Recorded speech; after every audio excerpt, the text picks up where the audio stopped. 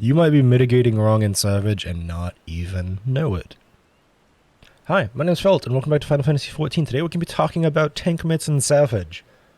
This video brought to you by my PF experience, as a lot of my videos are. A lot of these tips and tricks videos come from watching people just do things not very well in Party Finder, or just straight up wrong in Party Finder. This latest one brought to you by doing P7S in Party Finder and watching tanks just absolutely get eviscerated by the tank busters. Which made me think, maybe people just need a little bit of extra help learning the core concepts of how you should be mitigating in Savage, especially the current tier, because the tank busters are more beefy and they apply damage over time. So this is a video to hopefully help you maybe understand a bit more of what you should be trying to do, and help you improve at a core level so that you can be more helpful to any party that you join or any static that you happen to be a part of. Let's get started. So mitigating in the current tier of Savage is quite a bit different from mitigating in other tiers of Savage as of this moment. Because this tier of Savage has almost every single tank buster inflict a damage over time. And the way the damage over times work in 14 is that the amount of damage per tick that you take is predicated by the amount of mitigation you had when the damage over time was applied. Which is kind of what brings me to this video of you might be mitigating wrong. Because some people might be like, oh, well, it's a big hit, I'll just mitigate it with one thing and then I'll mitigate the damage over time with another thing afterwards. That's not how it works. It would be much more effective to heavily mitigate the hit and the damage over time simultaneously because of the way that they function inside of 14. Same way that your damage over time that you apply through, say, an ability like Dragoon's Dot in Chaotic Spring, its damage is determined by how many buffs were on you at the time of applying said dot. Same applies to a boss. The amount of damage they deal with their dot depends on the number of mitigations you applied before it hits you. So, let's start out with the number one most basic tip. Anytime a tank buster is going to hit you, you should be either having Rampart activated, or whatever your 2-minute cooldown is activated. In the case of Dark Knight, it's going to be Shadow Wall. In the case of Gunbreaker, it's going to be Nebula. In the case of Paladin, it's going to be Sentinel. And in the case of Warrior, it's going to be Vengeance. You should have one of those two active when the big tank buster hits, because it's either 30% mit or 20% mit, and that is essentially the baseline required.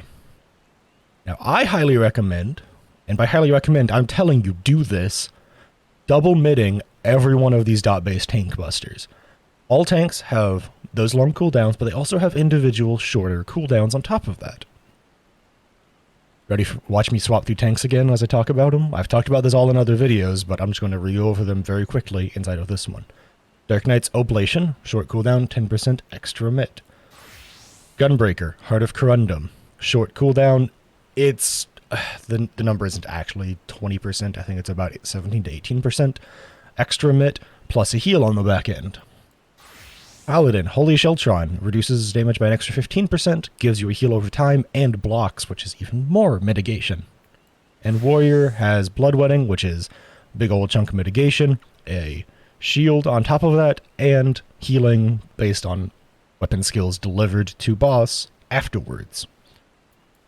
Those are all your new short cooldowns that you should be pairing with another longer cooldown. Every time there's a tank buster up on Dark Knight, I highly recommend it either being Shadow Wall in Oblation or Rampart in Oblation.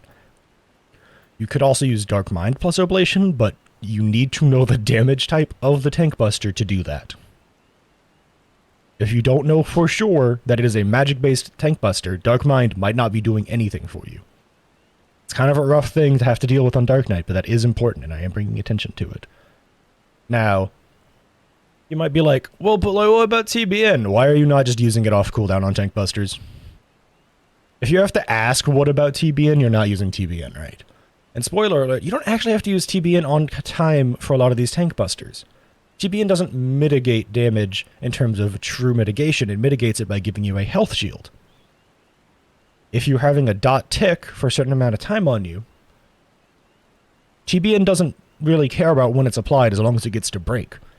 So TBN being applied before the buster doesn't matter as much. If you're going to get something to be late, make it be TBN. Same technically applies to the other tanks, but less so. If something's gonna be late on Gunbreaker, make it be Heart of Corundum because it still has a heal. If something's gonna be late on Paladin, make it be Holy Sheltron because it has the heal and it's less mit. Something's gonna be late on Warrior, make it Bloodwedding. It has a shield, it has a heal, it has less mit. Make those be the things that are slightly late if you're worried about your timing. Now, speaking of timing, early mit. You think I'm joking? You think this is a bit? No, early mit. If you're tanking the Savage tier, try and learn when the Tank Busters come out. And by learning when the Tank Busters come out, you can use your mitigations early before you truly need to be mitting, and use the end of your mitigation to be applying to the Tank Buster, where the beginning of your mitigation will be applying to the autos beforehand. Because damage over time's damage is calculated by how much mit you had when it hits you, as long as you had the mit active when the damage over time hits you, you're still getting the value. If you're mitigating the autos beforehand to make sure you're at a higher general HP pool, and still getting mit when the Tank Buster hits you, and still having technically mitigated the damage over time, you're being very, very efficient with your mitigations. All of the 2-minute cooldowns, Shadow Wall, Sentinel, Nebula, and Vengeance, they all last 15 seconds. You can cast these 10 seconds before the Tank Buster hits you and still get essentially max value out of them if you're worried about not hitting them in time. It's very important to make sure that it is up. Rampart lasts 20 seconds. 20. This thing lasts so long. Make sure you're pushing it early. You know, the Tank Buster's coming up in the next 10 seconds or so. Just go ahead and slam Rampart. You know what's going to make it last the entire time. And then when the cast bar is coming out, that's when you use your shorter cooldowns. Your Oblations, your Holy Sheltrons, your Bloodweddings, your Heart of Corundums, your TBNs. That's when you use the shorter cooldown that lasts less time when you're watching the cast bar. Pre-use your longer cooldown that lasts longer, so then you can just reactively hit your shorter cooldown. Now, keep in mind, I haven't been a tank main for this tier. I did it last tier, though, so a lot of my knowledge is a little out of date. However, I've also been talking with both of the tanks in my static, who are both very, very good tanks. How do I know they're really good tanks? Anytime we have to PF with an extra tank, our healers are like, man, I miss our normal tanks. That's where a lot of this good information is coming from. From tanks who are very adept at their jobs. That's going to be it for the video. That's it. This has been my mitigation advice for you tanks out there in the world.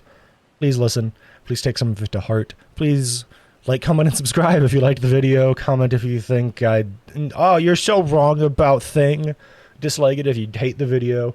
Subscribe if you want to see more, though. And regardless of anything else, I hope to catch you in the next one.